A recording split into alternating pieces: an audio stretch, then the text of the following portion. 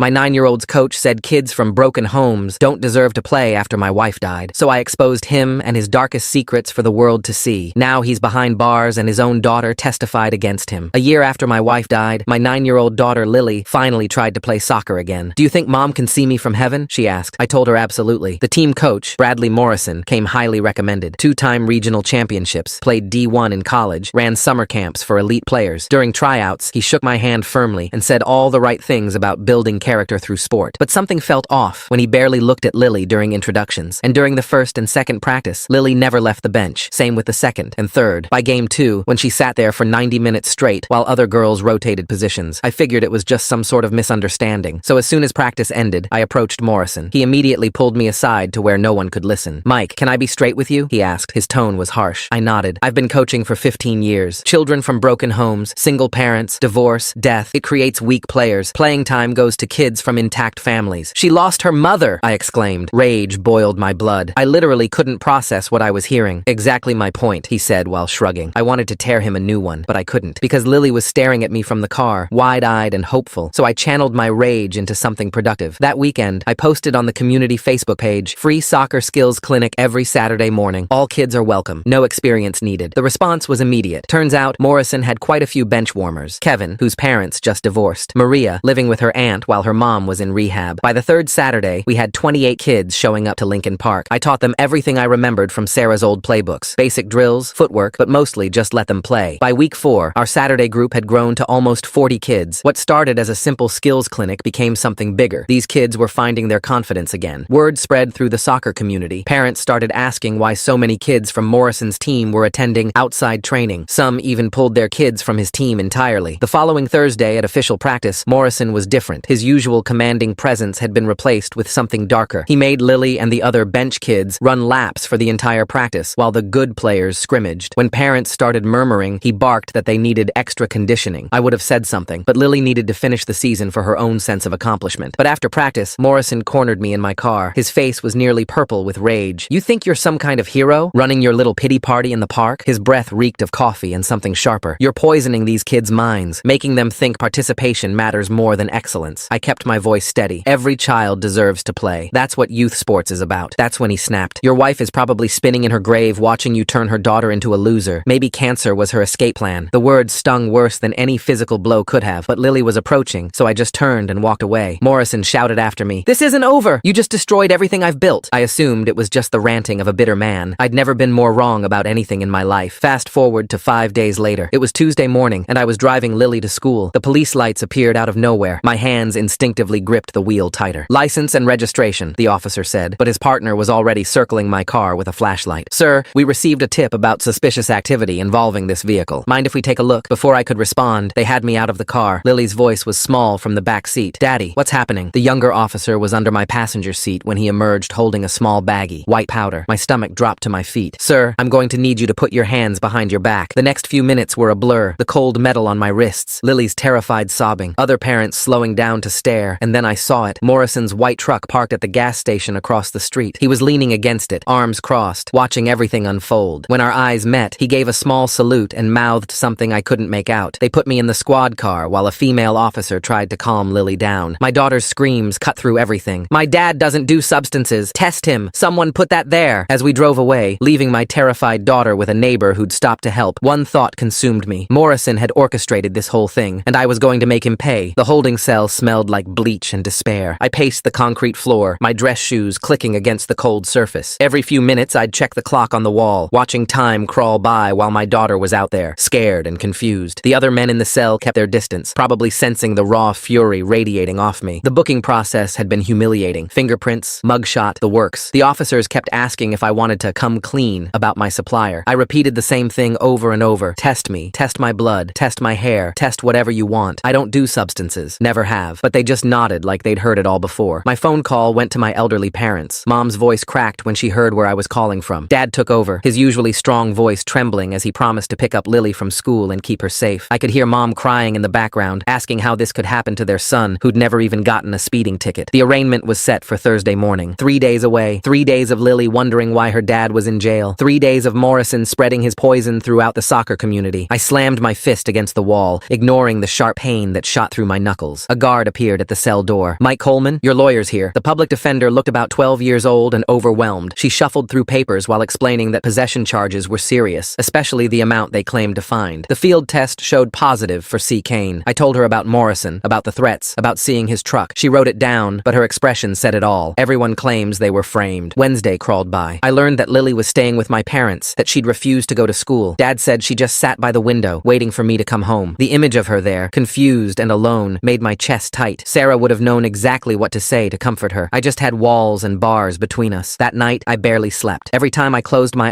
eyes, I saw Morrison's smug face. By morning, exhaustion and anger had morphed into something colder, more focused. I was going to hit this, and then I was going to destroy him. Thursday morning arrived with a bang on the cell door. Coleman, court transport! The courtroom was smaller than I'd expected. My parents sat in the front row, Mom clutching Dad's arm, and then I saw him, my brother Ryan. We hadn't spoken in 3 years, not since the argument at Sarah's funeral about him missing too many family events. He was still in his work clothes, concrete dust on his boots. Our eyes met, and he gave me a small nod. The judge called my case. The prosecutor rattled off the charges while I stood there in orange, trying not to look like a criminal. My lawyer argued for release on my own recognizance. Stable job, no record, single father. The prosecutor pushed back, mentioning the amount found and the safety of the child. Your Honor, the prosecutor said, given the quantity discovered and the fact that there's a minor child in the home, the state requests bail be set at $15,000. $15,000. Might as well have been $1 million. I saw Mom bury her face in Dad's shoulder. Then Ryan stood up. I'll post it, Your Honor. The judge looked over his glasses. And you are? Ryan Coleman, his brother. 20 minutes later, I was signing paperwork while Ryan handed over a cashier's check. We walked out of the courthouse in silence. In the parking lot, he finally spoke. Mom called me crying, said my nephew was in jail for substances. He shook his head. I know we haven't talked, but I know you. You didn't do this. My throat felt tight. Thanks, Rye. Lily needs you. That's all that matters right now. He handed me his truck keys. Your car's probably still impounded. Take mine. I'll catch a ride with Mom and Dad. The drive to my parents' house felt surreal. 3 days ago, I was taking Lily to school. Now, I was out on bail for substance possession. When I pulled up, the front door flew open and Lily came running out, still in her pajamas. Daddy! She slammed into me, arms wrapped around my waist. I knew you'd come back. I told everyone you didn't do anything wrong. I held her tight, breathing in the smell of her strawberry shampoo. Over her head, I saw my parents in the doorway. Mom was crying again, but these were different tears. Inside, Lily wouldn't let go of my hand. She'd drawn pictures while I was gone, mostly of us together, with Mom as an angel watching over us. One showed a figure labeled Mean Coach Morrison with a big red X through it. Sweetheart, I said carefully, what made you draw Coach Morrison like that? Her face scrunched up. He's the one who put that stuff in our car. I know it. He hates us because of the Saturday soccer. Plus, Kevin's mom said she saw his truck near our house that morning. Kevin's mom. I filed that away. Potential witness. Dad pulled me aside while Mom made lunch. That substance test you kept asking for? Your lawyer says it came back negative, but the prosecutor's pushing forward anyway. Says the field test is enough. Of course he was. I wondered how much Morrison had to do with that too. My phone had been returned with my belongings, and it was buzzing nonstop. Texts, missed calls, voicemails. Most were from parents at the Saturday clinic, asking if it was still happening. Some were supportive, others weren't. One voicemail made my blood run cold. It was from Jennifer, one of the Saturday clinic moms. Mike, I'm so sorry, but I can't bring Emma anymore. Coach Morrison called all of us. He said you're dealing substances, that you endangered Lily, that the clinic isn't safe. I don't believe it, but my husband, he doesn't want Emma around any drama. I'm really sorry. I played the next message, similar story, and the next, and the next. Morrison wasn't just trying to get me arrested. He was systematically destroying everything I'd built. Lily must have seen my face because she squeezed my hand tighter. It's okay, Daddy. The kids who really need help will still come, just like I needed help after Mommy died. That afternoon, I met with a real lawyer, one Ryan had contacted. Patricia Reeves was everything the public defender wasn't. Experienced, sharp, and expensive. Ryan had already put down the retainer. The good news, she said, reviewing the police report, is their case is thin. Anonymous tip, no witnesses to you actually possessing or using substances, and you passed a substance test. The bad news is that field tests are notoriously unreliable, but juries don't always know that. I told her everything about Morrison. She took notes, asked follow-up questions, and actually believed me. We need evidence of his vendetta against you, witnesses to his threats, documentation of his discrimination against single-parent families, anything that shows motive for framing you. That evening, while Lily did homework at my parents' kitchen table, I started making calls. First to Kevin's mom, who confirmed she'd seen a white truck like Morrison's on our street around 3 a.m. that Tuesday. She'd been up with the baby and thought it was odd, but didn't think much of it until my arrest. Then I called Maria's aunt. She was hesitant at first, but then the dam broke. Morrison had told her that Maria would never get playing time because kids from broken homes dragged the team down. She'd been too intimidated to complain before, but now she was ready to talk. By Friday afternoon, I had statements from 6 different families, all with similar stories, all with kids Morrison had benched for reasons that had nothing to do with soccer. But the real breakthrough came from an unexpected source. I was at the grocery store with Lily, trying to ignore the stares and whispers when a teenage girl approached us. us. She looked familiar, but I couldn't place her. Mr. Coleman? I'm Stephanie Morrison, the coach's daughter. I instinctively pulled Lily closer. What do you want? She glanced around nervously. I heard what happened, what my dad did to you, and I want to help. We talked in the parking lot while Lily played on her phone in the car. Stephanie was 16 now, but when she was Lily's age, her own father had benched her for an entire season. I had anxiety after my parents divorced, she said, voice shaking. Dad said anxious kids were weak, that I was embarrassing him. He made me quit soccer entirely rather than let people see his daughter on the bench. She pulled out her phone. I still have texts from him, and I know about other kids he's done this to. Kids whose parents he had problems with. By Saturday morning, word had spread about my arrest. Only 12 kids showed up to the clinic, down from 40, but those 12 needed it more than ever. Their parents formed a protective circle, keeping out anyone who came to gawk or cause trouble. I was showing them passing drills when Morrison's truck pulled up. He didn't get out, just sat there watching, taking pictures, making his presence known. Don't look at him, I told the kids. Focus on the ball. But I could feel his eyes on us the entire hour. That afternoon, Patricia called with news. The prosecutor was playing hardball, refusing to drop charges despite the negative substance test. Someone was putting pressure on him to pursue the case. 3 guesses who, I muttered. We need more than speculation, she said. But I have an investigator looking into Morrison's background. Turns out this isn't his first rodeo with problem parents. Sunday was Lily's game. I wasn't sure if I should go, given everything, but Lily begged. She wanted to show Mom in heaven that she was still playing. We arrived to find the other parents split into 2 camps, those who moved away from us and those who made a point of saying hello. Morrison was in full form, barking orders at the girls during warm-ups. When he saw us, his face darkened. He called Lily over and said something that made her shoulders slump. She jogged back to me, trying not to cry. He says I can't play today. Says it's for the safety of the other girls because you're out on bail. I started toward him, fury building, but 3 dads stepped between us, not threatening, just there. One of them, Tom, whose daughter was Morrison's star player, spoke quietly. Not here, Mike, not in front of the kids. We all know this is wrong, but don't give him more ammunition. I backed down, but only because Lily needed me to. We sat on the bleachers and watched her teammates play while she sat on the bench in her uniform, tears streaming down her face. Monday morning brought a new crisis. I'd been suspended from work pending the outcome of my case. Company policy, they said. Nothing personal. Just couldn't have someone facing substance charges handling client accounts. The walls were closing in, legal bills mounting, job gone, reputation in tatters. Morrison was winning. Then Stephanie called. She'd found something. We met at a coffee shop on the other side of town. She had a manila folder thick with papers. I did some digging, she said. Found other parents my dad had problems with over the years. 3 of them had incidents. One got a DUI after leaving a team party where they swear they only had 1 beer. Another had CPS called on them after my dad claimed he saw bruises. The investigation found nothing. She slid a piece of paper across the table. And then there's this, from 5 years ago. Another single dad who started his own soccer group after my dad benched his kid. 2 weeks later, cops found steroids in his gym bag at work. My hands shook as I read the article. The man had lost his job, his reputation ruined. The charges were eventually dropped, but the damage was done. Where is he now? I asked. Moved to Colorado, but I have his number. He's willing to talk to your lawyer. That evening, while I helped Lily with homework, my phone rang. Patricia. My investigator just sent me something interesting. Morrison's been making large cash withdrawals. One for $2,000 the day before your arrest. To pay someone to plant the substances? Possibly, but we need more. Keep documenting everything. Every interaction, every witness, every piece of evidence. We're building a pattern here. Tuesday's mail brought another blow. A letter from the soccer league. Due to concerns about the Saturday clinic's safety and leadership, they were revoking my permit to use the park. Morrison had gotten to them too. I crumpled the letter, then smoothed it out. Evidence. Everything was evidence. That night, I tucked Lily in, and she asked the question I'd been dreading. Daddy, are we going to be okay? I kissed her forehead, smelling that strawberry shampoo. Yeah, baby. We're going to be okay. Sometimes bad people do bad things, but the truth always comes out. Like in Mom's stories? Just like in Mom's stories. She fell asleep clutching the soccer ball Sarah had given her for her 8th birthday. I sat there watching her sleep, thinking about my wife. Sarah would have known how to handle this. She was the fighter, the one who never backed down. Even when cancer was calling her, she fought. I could fight too. For Lily. For all those kids Morrison had hurt. My phone buzzed. A text from an unknown number. This is Diane Morrison, Bradley's ex-wife. I heard about what's happening. We need to talk. I stared at the text for a long moment before typing back when and where. The response came immediately. Tomorrow, 10 a.m. Coffee shop on Maple Street. Come alone. The next morning, I dropped Lily at school early. She clung to me a little longer than usual, and I noticed other parents watching us. Some with sympathy, others with suspicion. The whispers followed us everywhere now. Diane Morrison was already waiting when I arrived. She looked tired, worn down in a way that spoke of long battles fought and lost. Her hands trembled slightly as she lifted her coffee cup. Thank you for coming, she said, gesturing to the seat across from her. I wasn't sure you would. I sat down, studying her face. Why did you want to meet? She took a deep breath. Because what Bradley is doing to you, he did it to me during our divorce. Only I couldn't prove it. My pulse quickened. What do you mean? 5 years ago, during our custody battle, steroids suddenly appeared in my car. I'd never touched the stuff in my life, but there they were, right before a crucial hearing. Her voice cracked. I lost primary custody of Stephanie because of it. I leaned forward. Did you tell anyone? The police? Of course I did. But Bradley had been laying groundwork for months, telling people I was unstable, unbelievable, that I was obsessed with fitness. By the time those substances appeared, everyone was ready to believe it. She pulled out a folder, but I kept everything, bank records mostly. She spread the papers across the table, large cash withdrawals, just like Patricia's investigator had found. One for $3,000, 2 days before the steroids were discovered. I hired my own investigator back then, Diane continued. He found out Bradley had been meeting with some shady people at the gym, but without concrete proof. I photographed every document with my phone. Would you be willing to testify about this? She nodded slowly. I've been waiting 5 years for someone else to see who he really is. I just wish I could have warned you sooner. After our meeting, I called Patricia immediately. She was excited about the new evidence, but cautioned me to be careful. Morrison was clearly escalating, and desperate people did desperate things. That afternoon, I picked up Lily from school to find her holding a note from her teacher. My stomach sank as I read it. There had been an incident at recess. Some kids had been pushing Lily, calling her father a substance dealer. She'd pushed back, and now there was a mandatory parent-teacher conference scheduled. I'm sorry, Daddy, Lily said, her voice small. They kept saying mean things about you. I hugged her tight. You have nothing to be sorry for, sweetheart. Sometimes standing up for what's right means getting in trouble. The conference was scheduled for Friday. Another thing to worry about. Another way Morrison's poison was spreading through our lives. That evening, Stephanie Morrison called with urgent news. My dad's been on the phone all day. He's calling other coaches, trying to get them to file complaints about your clinic being unsafe and unlicensed. How do you know this? I can hear him from my room. He's not exactly quiet when he's angry. She paused. There's something else. I found an old video on my phone from a tournament 2 years ago. Dad was hammered at the hotel bar, bragging to another coach about how he handles problem parents. My heart raced. What did he say exactly? That he has ways of making them go away. That sometimes you have to plant a little evidence to protect the integrity of the team. Her voice dropped. I didn't think much of it at the time, but now. Can you send me that video? Already did. Check your email. I watched the video 3 times. Morrison was clearly intoxicated, his words slurred but audible. The other coach looked uncomfortable as Morrison went on about taking care of troublemakers and how a little planted evidence goes a long way. It wasn't a smoking GN, but it was something. Thursday brought more bad news. 2 other coaches had indeed filed complaints about the Saturday clinic. The Parks Department called to confirm that my permit was officially revoked, effective immediately. No more clinic, no more safe space for those kids Morrison had rejected. I was sitting at my parents' kitchen table, trying to figure out our next move, when Ryan showed up unexpectedly. We need to talk, he said, his face serious. I've been doing some digging of my own. He sat down across from me. Remember Tom, the dad who stepped between you and Morrison at the game? His wife works at the school district office. She told him something interesting. I waited, tension building. Morrison's been pushing for Lily to be removed from the team entirely. He's claiming you're a danger to the other children, that your presence creates an unsafe environment. Ryan's jaw tightened. But here's the thing. Tom's wife also said Morrison's assistant coach's wife works for CPS. The pieces clicked into place. You think Morrison's planning something with CPS? I think he's already started. Tom's wife saw a report being filed about bruising on Lily's arms. My blood ran cold. There had been bruising from the kids pushing her at recess, but taken out of context. When? I asked. Report was filed yesterday. You'll probably get a visit soon. I put my head in my hands. First the substances, then my job, now this. Morrison was systematically destroying my life, and Lily was caught in the crossfire. Friday morning's parent-teacher conference was tense. Mrs. Ranch, no relation, despite the shared last name, was sympathetic but firm. The pushing incident couldn't be ignored, and she was concerned about Lily's emotional state. She's been through so much, the teacher said gently. Losing her mother, and now all this stress at home. I bristled at the implication. The stress at home is because someone planted substances in my car. Lily knows I'm innocent. Mrs. Ranch's expression softened. I believe you, Mr. Coleman, but I'm required to report any signs of distress or unusual bruising. I'm sorry, but I had to file a report with CPS. There it was, another piece of Morrison's plan falling into place. That afternoon, while Lily was at my parents' house, I met with Patricia again. We went through all the evidence, Diane's documents, Stephanie's video, the witness statements from other parents. It painted a clear picture of Morrison's pattern of behavior, but Patricia warned me it might not be enough. We need something more concrete, she said. The video helps, but Morrison could claim he was just hammered and talking nonsense. We need proof of him actually planning or executing the frame-up. What about the security footage my neighbor mentioned? The one showing Morrison's truck? I've requested it, but these things take time. And even if we get it, grainy footage of a truck isn't definitive proof. I left her office feeling frustrated. The truth was on our side, but the legal system moved slowly, and Morrison kept attacking. Saturday morning arrived with no clinic to run. Lily and I went to the park anyway, just to kick the ball around. Several families showed up too, having not heard about the permit revocation. I had to turn them away, watching disappointment fill their children's faces. This isn't right, one mother said. Those kids need this clinic. My son has never been happier than these last few weeks. Morrison's truck cruised by slowly, windows down. He made eye contact with me and smiled. The bastard was gloating. That afternoon, I got a call from an unknown number. It was Nick, the father from Colorado who'd been framed with steroids 5 years ago. Stephanie Morrison gave me your lawyer's number, he said. I already talked to her, told her everything, but I wanted to call you directly too. I appreciate that, I said. Listen, I know what you're going through. The isolation, the whispers, the feeling like you're going crazy because everyone believes the lie. His voice was heavy with memory. I lost everything. My job, my reputation. Had to move states to start over. How did you cope? Honestly, I almost didn't, but my kid needed me, so I kept going. That's all you can do. Keep going for Lily. We talked for another 20 minutes. He confirmed that Morrison had followed the same pattern. First the benching, then the confrontation, then the planted evidence. The only difference was that Nick hadn't known to document everything like I was doing. Sunday was Lily's game again. I debated keeping her home, but she begged to go. She wanted to be with her teammates, even if she couldn't play. We arrived to find the team divided. Some parents pulled their daughters away when they saw us. Others made a point of greeting Lily warmly. Morrison ignored us completely during warm-ups, focusing on his good players. During the game, I noticed a woman I didn't recognize taking photos, not of the game, but of me and Lily. When I made eye contact, she quickly looked away. CPS, Ryan said quietly, appearing beside me. Tom's wife gave me a heads up. They're documenting everything for their investigation. I felt sick. Even here, at a children's soccer game, we were being watched and judged. The game ended with Morrison's team winning, but the victory felt hollow. Half the team had barely played, sitting on the bench while the intact family kids ran up the score. Monday morning, the CPS investigator arrived. She introduced herself as Victoria Lawson, and I immediately recognized the name. Morrison's assistant coach's wife, just as Ryan had warned. She was professional but cold, examining our home with critical eyes. Lily clung to my side as Victoria asked probing questions about our daily routine, my work situation, and the recent arrest. I understand there was an incident at school, she said, making notes. Lily pushed another child? She was being bullied about the false substance charges, I explained. She defended herself. And these bruises on her arms? Lily spoke up before I could. The kids at school keep grabbing me and pushing me. They call my dad bad names. Victoria made more notes. I see. And how does that make you feel, Lily? Sad and mad. Because my dad didn't do anything wrong, but nobody believes us. The interview lasted 2 hours. Victoria examined Lily's room, our kitchen, even checked the refrigerator to ensure we had food. It was humiliating and invasive, but I kept my temper in check. Any sign of anger would be used against me. After she left, I called Patricia immediately. She wasn't surprised about the CPS connection, but said we could use it to our advantage. Document everything about this visit. If we can prove Morrison orchestrated this through his assistant coach, it's another piece of the pattern. Tuesday brought an unexpected ally. Tom, the father who'd intervened at the game, called to say he and several other parents wanted to meet. They were tired of Morrison's tactics and ready to speak up. We met at Tom's house that evening. 6 families were there, all with stories about Morrison's discrimination and manipulation. Tom's daughter was one of the star players, but even he had seen enough. My daughter comes home crying because her friends can't play, he said. She doesn't understand why some kids sit on the bench every game. It's not right. Another parent, Cole, shared how Morrison had threatened to bench his son after Cole questioned a coaching decision. He said if I didn't fall in line, my kid would never see the field again. By the end of the meeting, all 6 families agreed to provide statements to Patricia. Some even had text messages and emails from Morrison that showed his true nature. Wednesday morning, Stephanie called with urgent news. Dad's meeting with someone today. I heard him on the phone arranging it. Something about finishing the job and making sure you can't cause any more trouble. Where's the meeting? The old warehouse district. 2 o'clock. Dad thinks I'm at school, but I skipped. I'm going to follow him. Stephanie, no. That's dangerous. I'm already here. I'll be careful, but we need proof of what he's doing. I wanted to stop her, but she'd already hung up. I spent the next 2 hours pacing, worried about what might happen. Finally, she called back. I got it. Video of Dad meeting with some sketchy guy, handing over an envelope. The guy said something about making sure the problem goes away permanently. Send me everything and get out of there, I said. Already gone. Sending now. The video was grainy, but clear enough. Morrison handing over what looked like cash to a man in a leather jacket. Their conversation was partially audible, with Morrison saying he needed more pressure applied, and the other man nodding. I forwarded everything to Patricia, who immediately called. This is good, but we need to be careful. Morrison's escalating, and that's dangerous. Thursday's mail brought another blow. A letter from Morrison's lawyer. He was filing for an emergency custody hearing regarding Lily, claiming I was an unfit parent who was endangering my child. The hearing was set for Monday, 4 days away. I felt the walls closing in. The substance charges, the job loss, the CPS investigation, and now this. Morrison was throwing everything he had at me. But that afternoon, something shifted. The local news ran a story about youth sports and the pressure on kids. They interviewed several families, including some from our Saturday clinic. While they didn't mention Morrison by name, the implications were clear. Coaches who discriminated against children were damaging the community. My phone started ringing. Parents who'd been silent were suddenly ready to talk. The whispers were changing from suspicion to support. Friday afternoon, Patricia called with news. The prosecutor's starting to have doubts about the substance case. Too many inconsistencies, and your negative substance test is hard to ignore. He's not dropping charges yet, but he's wavering. It was the first good news in weeks. That evening, while Lily did homework, I got another text from Diane Morrison. Bradley's panicking. He knows something's shifting. Be careful. He's most dangerous when he's cornered. Saturday came with no clinic to run, but that didn't stop families from showing up at the park. Without a formal permit, we couldn't use the fields, but nobody could stop us from gathering in the parking lot. I taught basic footwork drills on the asphalt, while parents stood guard, watching for Morrison or city officials. The kids didn't care about the location. They were just happy to be together, playing. Morrison drove by twice, his face twisted with rage, but he didn't stop, probably realizing that confronting a group of 30 minority families wouldn't end well for him. Sunday was quiet. Too quiet. Lily and I spent the day at my parents' house, trying to pretend everything was normal, but tomorrow was the custody hearing, and the weight of it hung over everything. That night, I tucked Lily in and she grabbed my hand. "Daddy, what if they take me away?" "They won't," I promised, praying I was right. "Tomorrow, we're going to tell the truth, and the truth is going to win." Like in Mom's stories? Exactly like in Mom's stories. But as I sat in the dark living room afterward, I wasn't so sure. Morrison had been playing a long game, setting up dominoes that were all falling my way. Tomorrow would determine everything. Whether Lily stayed with me, whether Morrison's lies would finally be exposed, whether we could rebuild our lives. My phone buzzed one last time. A text from Stephanie. "Good luck tomorrow. I'll be there. So will others. You're not alone in this." I looked at the photo of Sarah on the mantle. She'd fought cancer with everything she had, never giving up even when the odds were impossible. Tomorrow, I'd fight for our daughter with that same determination. Morrison thought he'd destroyed everything I'd built. He was about to learn that some things, like a father's love and a community's sense of justice, couldn't be destroyed so easily. The custody hearing would change everything. One way or another, tomorrow would be the beginning of the end. Monday morning arrived with a knot in my stomach. I dressed in my only suit while Lily ate breakfast quietly at my parents' kitchen table. She'd barely touched her cereal, pushing it around the bowl with her spoon. Ryan picked us up at 8:30. He'd taken the day off work, and Tom had organized a carpool for the other families who planned to attend. Morrison had no idea what was coming. The courthouse steps were crowded when we arrived, not with media or spectators, but with families from the Saturday clinic, parents from Morrison's team, and even some coaches from neighboring districts. Stephanie stood near the entrance with Diane, both looking determined but nervous. Inside the family court waiting area, Morrison sat with his lawyer, a sharp-dressed woman who kept checking her phone. He glanced up when we entered, his face darkening at the sight of the crowd filing in behind us. Patricia met us at the security checkpoint. She'd spent the weekend preparing, and it showed in the thick folder of documents she carried. "The judge assigned to us is fair," she said quietly. "She doesn't tolerate games. The bailiff called our case at 9:15. Judge Chen, a no-nonsense woman in her 50s, reviewed the emergency petition while we took our seats. Morrison's lawyer stood first, painting a picture of me as an unstable substance user who'd endangered my child and created an unsafe environment. "Your Honor," she said, "Mr. Coleman was arrested for cocaine possession. He's currently out on bail, facing serious criminal charges. His daughter has been in physical altercations at school, showing clear signs of distress. We believe immediate intervention is necessary for the child's safety." Patricia rose slowly. "Your Honor, we have evidence that Mr. Morrison orchestrated not only the false substance charges against my client, but has engaged in a pattern of targeting and harassing single parents for years." Morrison's lawyer objected immediately, but Judge Chen waved her off. "I'll hear the evidence." Stephanie took the stand first. Her hands shook as she described her father's treatment of kids from divorced families, his belief that they were inherently weak. She played the video from her phone, Morrison's drunken confession filling the courtroom. "He told me I was an embarrassment," she said, voice cracking. "Said anxiety made me worthless to the team. He's done this to dozens of kids." Morrison's face had gone from red to white. His lawyer kept whispering urgently in his ear, but he waved her away. Diane testified next, detailing the planted steroids during their custody battle. She presented bank records, the matching cash withdrawals, the timeline that mirrored my situation exactly. "Bradley destroys anyone who challenges him," she said, looking directly at her ex-husband. "He nearly destroyed me. I won't let him do it to another family." Nick testified via video call from Colorado, his story adding another layer to Morrison's pattern. Then came the parade of parents, 6 families detailing Morrison's discrimination, his threats, his manipulation of their children. Tom's testimony hit particularly hard. "My daughter is one of the good players," he said, "but she comes home crying because her friends can't play. She asked me why Coach Morrison hates kids without 2 parents. How do you explain that kind of cruelty to a child?" Patricia then presented the security footage from my neighbor. Grainy, but clear enough. Morrison's truck on our street at 3 a.m., a figure matching his build near my car. Combined with Stephanie's video of him paying someone in the warehouse district, the picture became clearer. Victoria Lawson, the CPS investigator, was called to testify about her report. Under Patricia's questioning, she admitted her connection to Morrison's assistant coach, acknowledged that the bruises on Lily were consistent with playground bullying, not abuse. Her investigation had found no evidence of neglect or danger in our home. "But you still recommended monitoring," Patricia pressed. Victoria shifted uncomfortably. "That was the initial recommendation, yes. Based solely on Mr. Morrison's allegations and the pending substance charges? Among other factors." "What other factors?" Victoria glanced at Morrison. "Concerns raised by community members." "Community members connected to Mr. Morrison?" "Objection," Morrison's lawyer called out, but Judge Chen had heard enough. "I'd like to hear from the child," the judge said. My heart sank. I'd hoped to keep Lily off the stand, but Patricia had prepared her for this possibility. She walked to the witness chair, looking small but determined. "Lily," Judge Chen said gently, "can you tell me about living with your dad?" Lily's voice was clear. "He takes care of me. He makes my lunch every day with notes inside, just like Mom used to. He helps with homework and reads to me at night. He started the Saturday soccer clinic so kids like me could play." "Kids like you?" "Kids who Coach Morrison won't let play because we don't have 2 parents anymore." Her voice got stronger. "He told me I was weak because my mom died, but my dad says I'm the strongest person he knows. Are you afraid of your father? No, Lily's eyes flashed. I'm afraid of losing him. He's all I have left. Morrison's lawyer tried to cross-examine, asking about the arrest, the substances found in the car. Lily's response stunned the courtroom. Coach Morrison put them there, she said simply. Kevin's mom saw his truck. Stephanie has videos. Everyone knows he hates my dad for helping the kids he threw away. Objection! Morrison's lawyer was on her feet, but Morrison himself stood up, his face purple with rage. That's enough! This is ridiculous. I'm trying to protect children from a substance dealer and his damaged daughter. The courtroom erupted, parents shouting, the bailiff moving toward Morrison, Judge Chen banging her gavel. In the chaos, Morrison pointed at me. You destroyed everything. My team, my reputation, everything I built. You and your pathetic daughter. Mr. Morrison, Judge Chen's voice cut through the noise. You will sit down immediately or be held in contempt. Morrison's lawyer physically pulled him back into his seat, but the damage was done. His mask had slipped, revealing the ugly truth underneath. Patricia recalled Stephanie to the stand. This time, she had new evidence. Text messages from her father sent that morning, threatening her if she testified. Screenshots of him trying to coordinate stories with other coaches. Phone records showing dozens of calls to parents, spreading lies about me. The final witness was unexpected. The prosecutor from my criminal case had come to observe, and Judge Chen asked him to approach. Given what I've heard today, he said, my office will be dropping all charges against Mr. Coleman and opening an investigation into Mr. Morrison for filing a false police report, evidence tampering, and conspiracy. Morrison shot to his feet again, but this time the bailiff was ready. As they restrained him, he screamed at me. This isn't over. You think you've won? I'll destroy you. Judge Chen had seen enough. Mr. Morrison, you're in contempt. Bailiff, remove him. She turned to his lawyer. Your client's petition is not only denied, but I'm referring this matter to the district attorney for criminal investigation. I'm also ordering that Mr. Morrison have no contact with Mr. Coleman or his daughter. As they led Morrison out, still shouting threats, Judge Chen addressed the courtroom. I've seen many custody cases, but rarely have I seen such a clear attempt to weaponize the legal system against an innocent family. Mr. Coleman, your daughter is lucky to have you. Outside the courthouse, the crowd of families surrounded us. Kids who'd been benched, parents who'd been intimidated, all finally free from Morrison's tyranny. Lily held my hand tight, a huge smile on her face. Patricia pulled me aside. The criminal case will take time, but with the prosecutor dropping charges and opening an investigation into Morrison, you're clear. Get your job back. Rebuild your life. That afternoon, I called my boss. He'd already heard about the dropped charges and the investigation into Morrison. We never should have suspended you, he said. Can you start back Monday? The soccer league called next. Morrison had been suspended pending investigation, and they needed an interim coach for the team. Would I consider taking over? I looked at Lily, playing in my parents' backyard with some kids from the clinic who'd come to celebrate. Only if every kid gets to play, I said. That's exactly what we want to hear. Tuesday morning, the news of Morrison's arrest spread through the soccer community. He'd been charged with filing a false report, conspiracy to plant evidence, and witness intimidation. His coaching certifications were under review. The other coaches who'd filed complaints about my clinic quietly withdrew them. At the first practice under my leadership, 43 kids showed up. Not just the original team, but kids from all over who'd heard about our inclusive approach. We divided them into age groups, assigned parent volunteers as assistant coaches, and let them play. Lily scored 2 goals in the first scrimmage, not because she was the best player, but because her teammates passed to her, included her, celebrated with her. The joy on her face was worth everything we'd been through. Over the next weeks, more details emerged about Morrison's past. 3 other families came forward with similar stories. His ex-assistant coach confessed to helping him plant evidence in exchange for promises of head coaching positions. The investigation expanded. Morrison's trial took 6 months. Diane, Stephanie, Nick, and a dozen other witnesses testified about his pattern of abuse and manipulation. The security footage, the videos, the bank records, it all painted a clear picture. The jury deliberated for less than 2 hours. Guilty on all counts. 18 months in prison, 3 years probation, lifetime ban from coaching youth sports. He was also ordered to pay restitution to all the families he'd targeted. The day of his sentencing, I was at the park with our expanded soccer program. We now had 6 teams across different age groups, all committed to the simple principle that every child deserves to play. Lily was helping me coach the younger kids, teaching them the same drills I'd taught her. Dad, she said during a water break, do you think Mom can see us? I looked at the field full of laughing children, at the parents who'd become a real community, at my daughter who'd found her strength through the worst year of our lives. Yeah, baby, I think she can, and I think she's proud.